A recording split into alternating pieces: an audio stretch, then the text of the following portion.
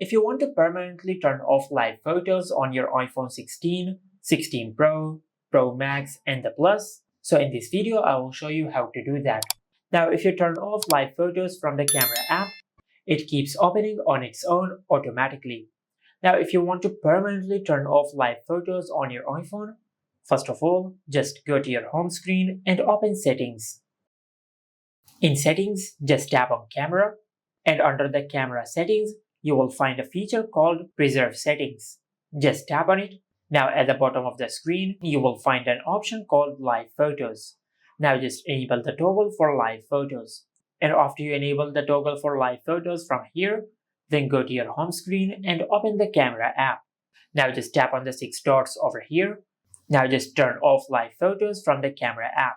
And if you turn off live photos from the Camera app, it will not turn on its own anymore. As you can see, if I open the Camera app, as you can see, it has been disabled. It will only be enabled again if you enable it again from the Camera app.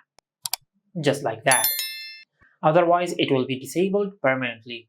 And this is how you can permanently turn off live photos on the iPhone 16, 16 Pro, Pro Max, and the Plus. Make sure to like, comment, and subscribe. Thank you for watching.